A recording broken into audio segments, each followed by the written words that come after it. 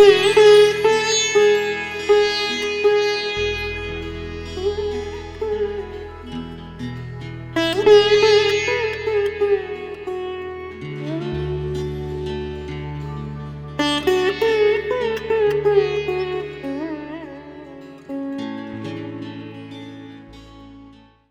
and welcome to this session, which is about links between Kathak, Flamenco and tap.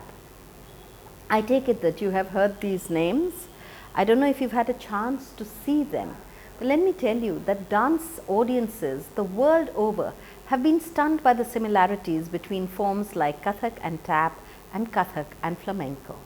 This has resulted in some scholars trying to research these forms to trace similarities of form, commonalities and possibly shared histories to answer the question of why these forms bear such resemblance to each other.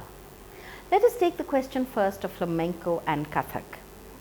In a 1974 review of a New York performance of Pandit Birju Maharaj, dated the 11th of April 1974, the dance critic of the New York-based The Village Voice likened his performance to a Spanish zapateado, as Maharajji's bearing, vigor and stamping of feet and arm gestures directed our attention to the pulsating rhythm. Except, said Deborah Jowett, the author of this piece, that Maharaj was not booted but barefooted. Kathak was born in the northern plains of India, and Flamenco grew out of the gypsy and Andalusian culture of Spain. Similarities between the two can be seen immediately on both a dance motif level and on a structural level. By the dance motific level is meant how the body is used in space with specific movements and techniques, and how the body parts of hands, legs, feet, arms, torso and even the whole body is held and turned. On the structural levels, the similarities observed are of how smaller motifs and structures are linked and interwoven into a larger section like carriage, footwork and full bodily movements. Both forms appear to use improvisational elements, the here and now creativity that is special to some of these percussion based dance forms. To understand possible implications and influences, we need to go back to the histories of the two forms. In its long history, Kathak has responded to its patronage. Its patronage patterns have determined the productivity and production of Kathak. When the patrons were Hindu temples or temple-going populations, the dance of the Kathak community had a strong religious and Hindu content. Despite the strongly held Hindu philosophy, the syncretic nature of early Islam in India reflected itself in a creative blend of the two, getting articulated in painting, in poetry, in music, architecture and dance. As the original workspaces of the Kathak community, the temple complexes grew weaker compared to the lavishness of the courts that were now emerging as the new patrons. The Kathaks adapted their art to the new demands. Strict Islamic ideology rejects the depiction of human forms, preferring the decorative elements of abstraction. These included abstract body extensions, abstracting the body to the musical line, and the abstract play of numbers in the complex rhythmic percussion patterns.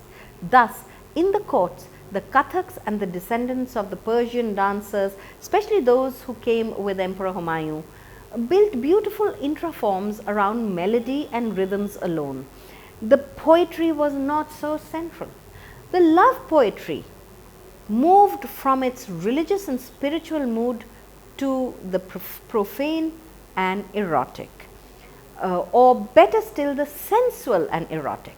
So Radha and Krishna became more lovers than divinity, and the dancers more entertainers than devotees.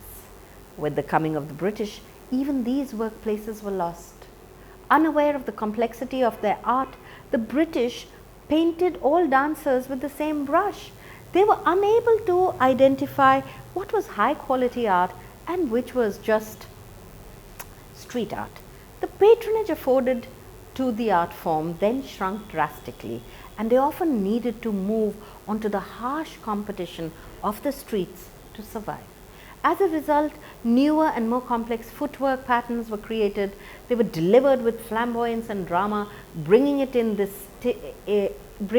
at this stage an element that is what is comparable to tap and flamenco, especially the cafe cantante stage of flamenco. Flamenco is a heritage of Spain, especially the Andalusian south and the gypsy lineage.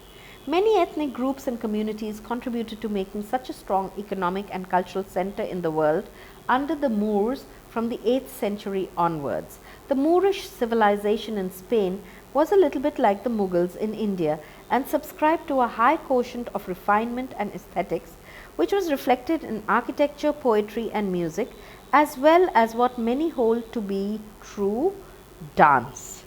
Between the 8th and the 19th century, the Moorish culture saw its heydays. The wealth of the Moors drew many communities towards its prosperity. Andalusia became one of the most important cultural capitals of the Western world. For the same reason, the gypsies were drawn to Andalusia. The gypsies came to Spain from India in many waves. Gypsies are believed to be nomads who hail from India, and some claim that they are from the highest social orders of Indian society, while others claim that they are from the lowest strata of society. Some gypsologists admit that there are no final agreement. Among gypsologists, there is no final agreement on when the migrations may have started. Some say that the first migration was to flee Alexander's invasion. Among other reasons that are given is that they were hired out as entertainers to a Persian kingdom, or that they were tribes desirous of freeing themselves from the shackles of the caste system in India. Some say that they were communities from Rajasthan avoiding confrontation with the invading Muslim armies. All these theories would suggest that the migration happened between the 4th century BC to the 15th century AD, with most actually happening between the 5th to the 10th centuries, thereby suggesting that there was definitely more than one wave of migration. The gypsies who came to Spain brought in the cultures of the lands that they passed through, along with their already unique cultural forms. Also, as they had met with persecution in so many places and in so many ways, they had learned to be strong and survive even under the most adverse of conditions. The short respite that they experienced in Andalusia came to an end when the Spanish Inquisition attacked this heterogeneous area, forcing out the gypsies and even pushing for their extermination. Andalusia became poverty-ridden. In their defiance against this treatment and persecution, and in the interaction between the gypsy and the non-gypsy, who now both had a shared experience of disenfranchisement, emerged flamenco. Flamenco was both a dance and music expression that came out of the imbrications of gypsy and Andalusian folk forms. But the initial impulse was the intensely painful moments that the gypsies would remember in private, in family gatherings in gypsy homes, in isolated bars and family living rooms. The most primary expression was called the cante, which vocalized their anguish over the centuries. This would be accompanied, as if instinctively and spontaneously, as if in response to the emotions stirred by the vocalized cante, by some basic hand movements starting from wrist rotation to uplifted arms and fluid hips. Some link these movements with Moorish influences. The word flamenco, which only came into use in the 18th century and referred to the community of fugitive peasants, the Arabic word of which was felag menju, from which came the word flamenco. Thus, like Kathak, the term is used later and then also to refer to the people and not the dance. Some ascribe another origin to flamenco, claiming that it came from the word Flamencia and pointed to the fieriness that came from the gypsies who were known for their brashness Beirut. Initially looked down upon as all of Andalusian cultural life, it was the 18th century romanticizing of the gypsies and the topographical and cultural landscape of Andalusia that resulted in the revival of the form.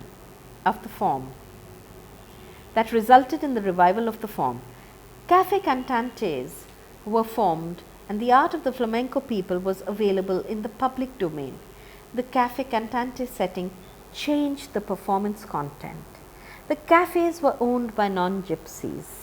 The short, personal, intimate ritual that was performed normally in private was now replaced by longer, more elaborate choreographies with elements of virtuosity, footwork, a more definitive body line, evocative syllables, and entertainment driven public spectacle. The 20th century saw flamenco move onto the most impressive international festivals and stages, even as it accepted the terms of modernity and adapted extensively. It never lost its traditional core, its spirit of defiance, and its spirit of creativity, with the large doses of instantaneous creativity and the emotion laden singing and dancing. It never lost its stylistic integrity as well as its content. Kathak and flamenco have many aspects in common.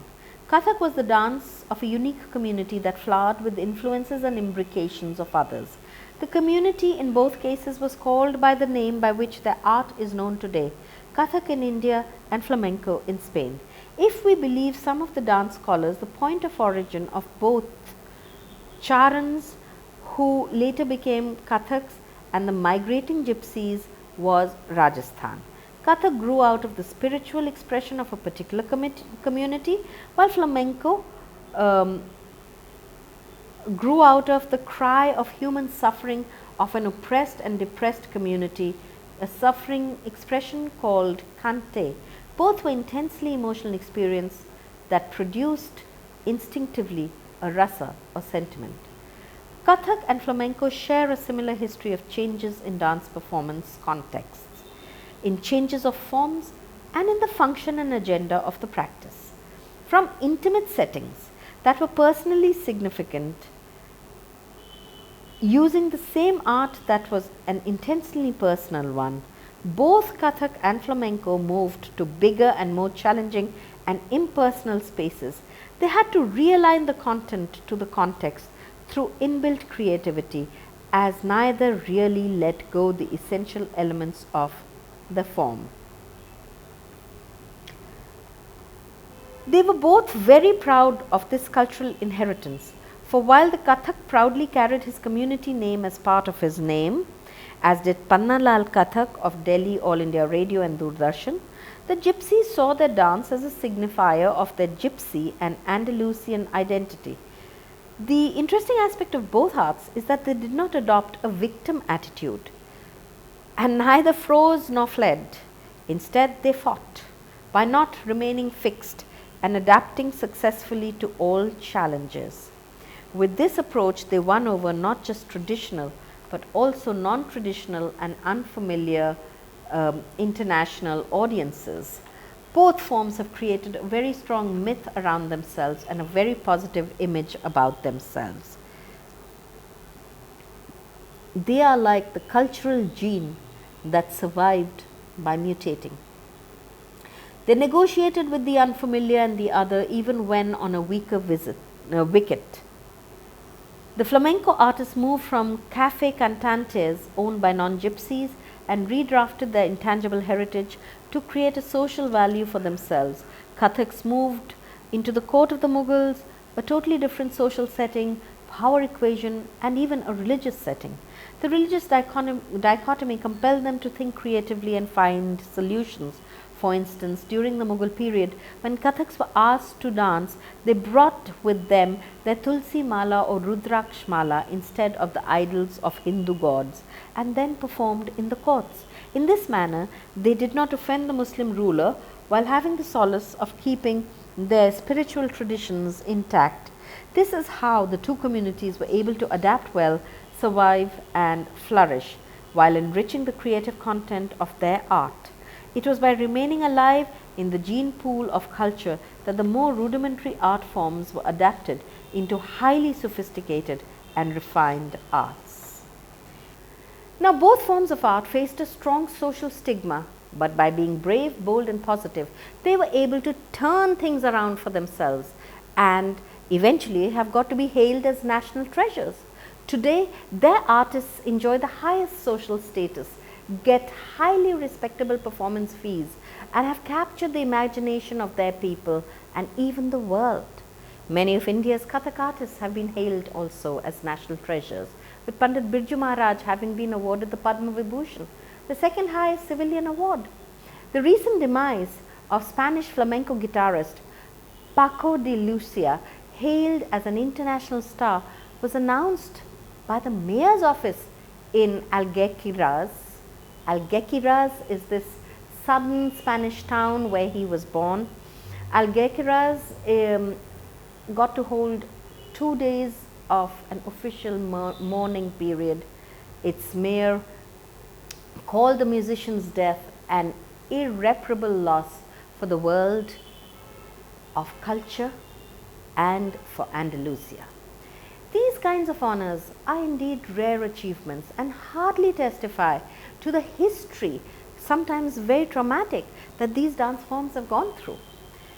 There are many questions that come to mind and remain unanswered. Are the Kathaks of India the same as the gypsies of Andalusia? Well, according to Indian gypsyologist W.R. Rishi, there was a very big exodus from India in the 12th century as a result of Muslim invasions. At that time, the group that migrated from India had included men and women, blacksmiths, horse traders, glaziers, dancers, reciters, astrologers, fortune tellers, bear handlers, monkey keepers, etc. A whole range of activities. But all activities that the Romas or gypsies are well known for. So, was this group one of the migrant gypsy groups? And were the dancers in this group Kathaks? Nothing is known for sure, but it is a probable theory. If the answers are yes, then the question arises, at what stage of the art of the Kathaks did this happen? For the art of the Kathaks was still rudimentary, as it had not experienced the efflorescence of the court phase. So then, did the richness of footwork that happened in Andalusia happen separately and yet ended up looking so alike? If this be the case, then the footwork, which is what makes the instant comparative link, is not what is common to the two styles. In that case, where are the other shared and common parts of an earlier vintage? Independent dance ethnologist and flamenco dancer Miriam Phillips offers another story about why, despite the chronologies not matching, there is a high proclivity of influencing. She calls this the Muslim theory. This theory suggests that Muslim culture is the bridge between Kathak and flamenco rather than the gypsies. The court culture of the Mughals and Wajid Ali Shah contributed to the enrichment of Kathak.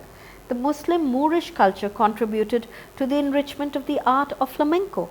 Both Muslim groups, the Mughals and the Moors, are descended from the lineage of the Caliphate.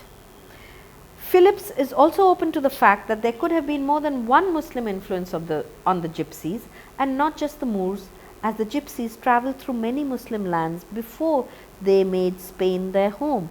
So, a continuous process of imbrications by Muslim groups through the journey and the route made flamenco what it is. Then there is the ship theory. Flamencologist David Pohoren has come up with another theory by which he claims that the dance was carried in merchant trading ships over several centuries. Such an impact can be seen in the religious dance and epic tradition that exists in the South Asian countries, which were the destination of trading ships starting from the southern kingdoms of the Cholas, Cheras and Pandavas. What they ended up doing was leaving an indelible impact of Indian culture in Southeast Asia. What such theories prove, whether it is the Muslim theory or the Gypsy theory or even the ship theory, is the need for archaeochoreologists and ethnocultural experts to decipher from the fingerprints left behind of dance and music the route and trajectories that they had to follow before reaching where they did. Among some of the leading dancers who have worked with Kathak and Flamenco are dancer Uma Sharma and young Prashant Shah, who divides his time between India and New York. There is a tendency of more such interactions taking place in countries where there is an established tradition of flamenco dance. The US based dancer Chitresh Das, who passed away suddenly in January 2015, first collaborated with Rosa Montoya when whom he met at San Francisco State University, where he established the first university accredited Kathak course in the USA as early as in 1980. More recently, he collaborated with flamenco artist Antonio Hidalgo Paz. When asked about the collaboration, Das said, "I am passionate about collaborations because they enable me to maintain the integrity of the Kathak tradition while simultaneously expanding the spectrum of the art form. Collaborations enable me to challenge my own and ultimately the audience's preconceived notions of these traditions." Antonio is a mature and adventurous artist with tremendous depth and virtuosity.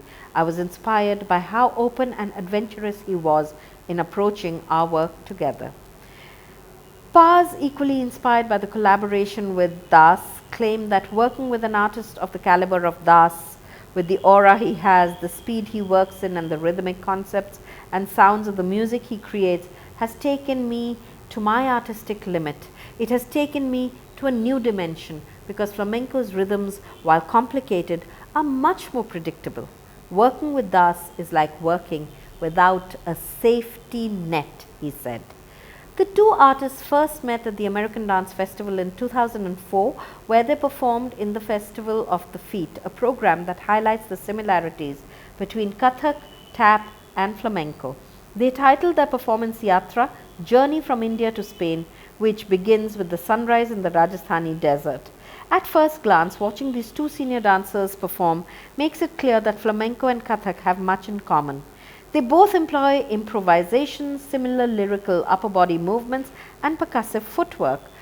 The obvious difference, however, is that the Kathak artist dances bare feet while wearing heavy ankle bells, while the flamenco dancer wears shoes. Live music and complex rhythmic cycles are central components to both art forms. In flamenco, guitar, singing, clapping and a drum accompany the dancer. In Kathak, the musical accompaniment often includes sitar, tabla, sarangi and vocals. Often all artists, whether musical accompanists or dancers, and both groups of artists have not practiced before. Instantaneous creativity is the hallmark by which they can perform. At the very same American Dance Festival, Chitresh Das also met tap virtuoso Jason Samuel Smith. With him, Das toured continuously from 2005. They even visited India with a production called Fastest Feet First that had a multi-city tour in India and performed at some unique venues, including the Raja Rani Temple in Bhubaneswar. They are together the subject of the award-winning documentary film Upaj, or improvisation. Upaj literally means instantaneous creativity or improvisation, a quality that both tap and Kathak base their artistry on. The striking resemblance between the two classical dance forms from two different corners of the globe enthralled the two. Kathak and tap dance are all about the magic that is created by the rhythm of the feet. No one could have foretold how productive the clash of cultures between the clog and step dancing of the white European settlers, especially Scottish and Irish indentured labour in America, and the West African drumming and juba dancing slave populations would end up producing. The result was tap dancing, which continues to be a popular genre of dance. Tap dance originated amongst the Afro-American communities who in earlier times were prohibited from playing the drum. But when tap first reached the stage, it did so in what are known as the minstrel shows. The minstrel shows were not by the black people, but by white men imitating the black, with their faces colored with burnt cork to look authentic. Before the end of the Civil War in America, black and white performers were not appearing on stage together, with the exception of Master Juba, whose real name was William Henry Lane. Master Juba was born a free man and was as such a master of the craft that he would get billing over all others. In fact, the fact that the faces had to be colored black would today be read as racist and worse still appropriative, but it testified to the fact that black culture was gaining in visibility and popularity. In the 1800s, the dance was called buck and wing or buck dancing or flat-footed dancing. Note the way the racism has been disguised. Buck and wing, black and white. It was only around 1892 that the dance was called tap dancing, and a few years later metal taps were affixed to the shoes. Prior to this, wooden shoes or hammered nails made for tapping sound were used. Despite the onset of the 20th century and the growing popularity of the form, black and white performers would work different circuits and perform before segregated audiences, the black for the black audience, the white for the white audience. This was the prevailing pattern till what is known as the Harlem Renaissance occurred. One of the best known dancers of this time was Bill Bojangles Robinson, who was noted for dancing on his toes with clearly enunciated footwork. He danced on stage and also on film. On film, he danced with Shirley Temple. Two major variations on tap dance exist: rhythm or jazz tap and Broadway. Broadway tap focuses on dance. It is widely performed in musical theatre. Some of the forefathers and inspirations for Broadway tap were Fred Astaire, who provided a ballroom element to tap, and Gene Kelly, who added the balletic dimension. Rhythm tap focuses on musicality, and practitioners consider themselves to be part of the jazz tradition in music. John Bubbles was a rhythm tapper. He brought in heel play and danced to syncopated rhythms. The Nicholas brothers were the masters of flash tap that used jumps, splits and acrobatics as part of their tap routine. With so much happening around tap, the movies were not far behind. Also, from the 1970 onwards, white women who had been taught by old masters took the lead in dressing tap up with choreographies that brought in modern aesthetics and old knowledge. At the end of the 80s, due to the success of George Hines and of some tap-based movies like Black and Blue, which was made in 1989, Sophisticated Ladies made in 1983, White Nights made in 1985, and Tap made in 1989, a new generation of dancers was born, and tap was picked up by young dancers. One of the most powerful of them is Savion Glover. It was Savion who choreographed the film Happy Feet. His hip-hop funk-based rhythm dance is known as power tap. It is marked by dense and hard rhythms with no eye contact with the audience, as the dancer is busy trying to find his groove. One of the best examples of this form of tap can be got in the Broadway show Bring in da Noise, Bring in da Funk, a hip-hop discourse on the staying power of the beat. Kathak, the East-West encounters. One of the new trends that has been a subtext of the tap scene is its efforts to engage with other foot stamping kind of dances from around the world. One of the first such serious ventures between tap and Kathak was by M-31.Kathak, the New York based dancer, along with the Kathak Ensemble and Friends, which is her company and which was founded in 1978. It is important to note that such experiments like the bringing together of flamenco and Kathak or tap and Kathak can only happen on those stages and in those venues or centers where adequate numbers of dancers of both kinds are present. Now, traditional training in Kathak that Janaki received and to which she is very loyal to date still allowed her to employ a 21st century mindset when she blended American tap dancing with Kathak. This performance, Ka-Tap East-West Encounters, was premiered on 1st October 1994. It was a very successful marriage of the East and the West. Ka-Tap offered a fascinating look at the rhythmic, melodic and visual possibilities inherent in the mingling of Hindu ragas with bebop, or actually Hindu shlokas, ragas with bebop, tap, shuffle steps, ringing ankle bells, patter of bare feet against the floor, the tapping, the jumping, the dramatics of tap that we all know.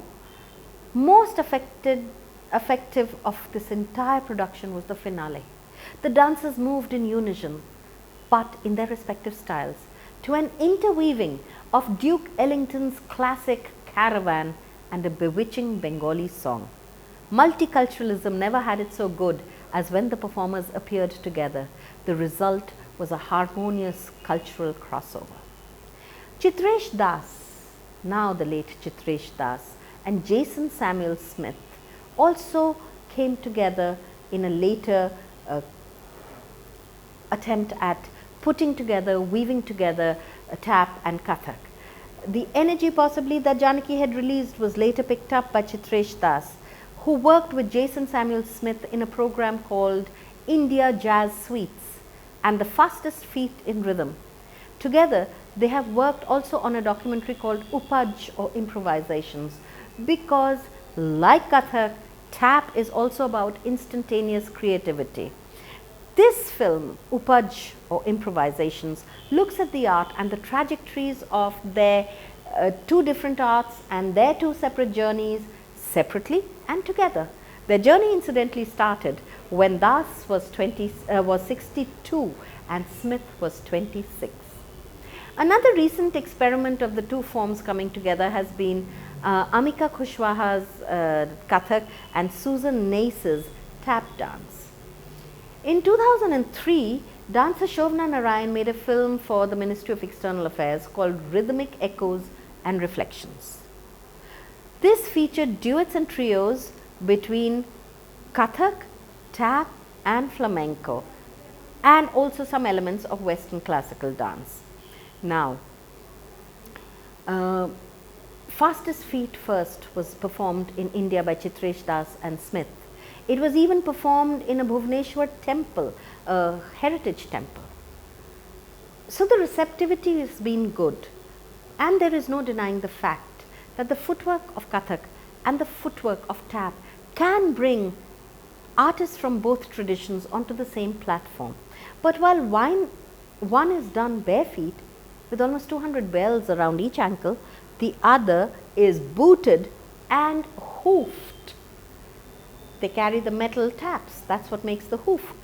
The sound possibilities of ta, thai, thai, tat, tram, ghe, dha, which are the regular bowls of Kathak, are infinitely different from the happy feet of tap. But if handled together intelligently, they can make for a far richer oral and artistic tapestry than when they are performed alone. I hope I have evoked some interest in you about these dance forms and their similarities, Kathak, flamenco and tap. Next time you get a chance to see it, don't miss it. Thank you for your attention, and I look forward to being with you in some other session.